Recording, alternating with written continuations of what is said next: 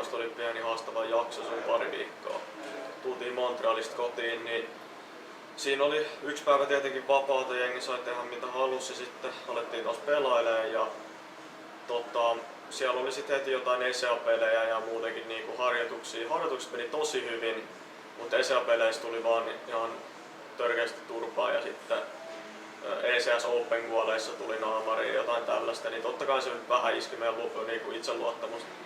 Mutta sitten sen jälkeen niin me saatiin pari voittoa alle niin kun lähdettiin tänne turnaukseen ja koko ajan meidän harjoittelu meni tosi hyvin.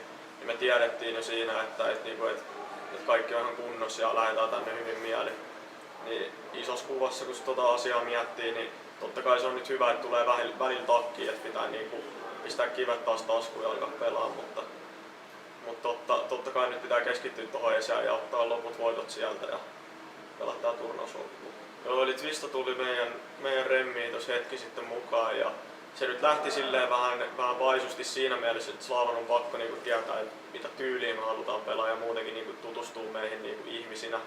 Että pystyy sitten lähteä niinku muokkaamaan meitä pelaajina ja muutenkin sitä meidän joukkuetta. Mutta tosi hyvin on lähtenyt nyt käyntiin ja Slaavalla on ollut iso tekijä meidän suorituksen. Pistolivierokset mennyt tosi hyvin tässä turnauksessa 6-0 tähän mennessä. Ja siinä on iso tekijä mun ja Slaavan kanssa ennen peliä. Slaava on kertonut mulle vähän, että mitä vastustajat tykkää tehdä, mitä meidän kannattaisi tehdä. Sitten mä oon ehkä muokannut siihen pari juttua, jos on ollut semmoinen fiilis ja me ollaan tultu niinku yhteisymmärrykseen sit sanottu pelaajille, että mitä me aiotaan tehdä. Ja sitten totta kai kaikki on osunut tosi paljon, että pitää sekin muistaa.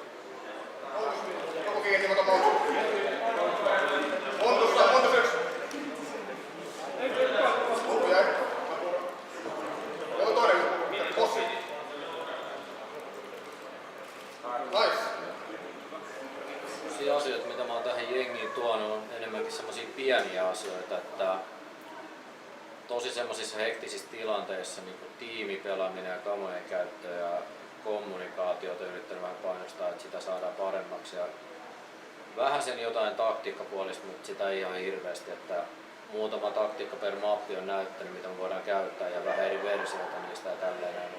Enemmänkin niihin pikkujuttuihin, että me saadaan pelattua enemmän yhteen ja joukkueena pelastettiin niin eteenpäin sanotaan.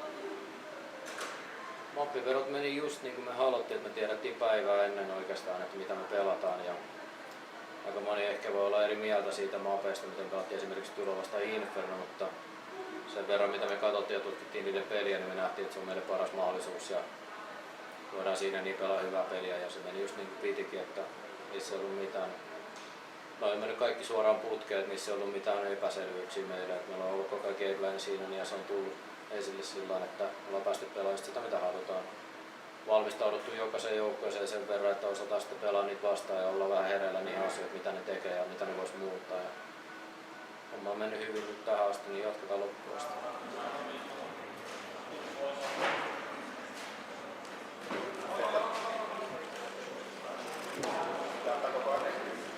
Ei tullut ketään vielä. Tuli valo. Ennä pitää. Yksi vielä. Ei, hyvä tavalla. On ollut nyt aika kiire aikataulu tähänkin asti, mutta nyt se vaan kovenee, että tulee kuitenkin tämän turnauksen jälkeen Epicenteri heti putkeen, siinä on 4 päivän tauko tai vastaavaa. ECA-pelejä pitää pelaa ensi kuun 11 päivän mennessä kaikki pelit, sitten GG petin Chicago Qualifierin netissä ja sitten Suomessa vielä turnaus. Että se on aika paljon painetta tällaiseen lyhyen aikaa, kun se rikkoo sitä meidän harjoitusta ja kehitystä siitä, niin, mutta sanotaan näin, että se hidastaa meidän kehitystä jonkin verran, mutta sitten kun me ylläpidetään sitä meidän omaa peliä ja mennään niin kuin meidän omilla vahvuuksilla, niin en mä usko, että se vaikuttaa ihan hirveästi meidän tuloksiin. Kun me saadaan meidän mentaliteetti kuntoon, niin sen ei periaatteessa pitäisi, että me yritetään pitää taukoja sillä tavalla, että voidaan ottaa vaikka joku 1 päivä, ettei pelata ollenkaan, että me saadaan vähän niin kuin sitä balansoitua, mutta mennään niillä mitä mennään, nyt pitää takoa kun rauta on kuuma. Tällaisella aikataululla, mikä täällä turnauksessa on, että on 1 peli per päivä, niin se on siinä mielessä meidän hyvä, että me kerätään ottaa oikeasti kunnon lämpö siihen peliin.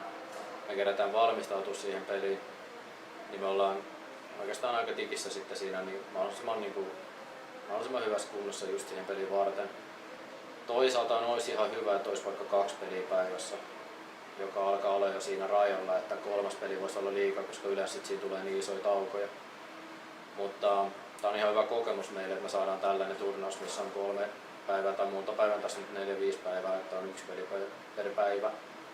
Me saadaan vähän näkee sitä tilannetta, että miten niin meille toimii se homma, ja tämä toimii nyt aika hyvin, josta sitten on ihan hyvä niin lisätä sille, että tulee useampia pelejä per päivä. Sitten saadaan sitä valmistautumista vähän nopeutettua ja kaikkea tällaista. Tämä on ihan hyvä setti tähän väliin. On se Samu edessä, Bossi.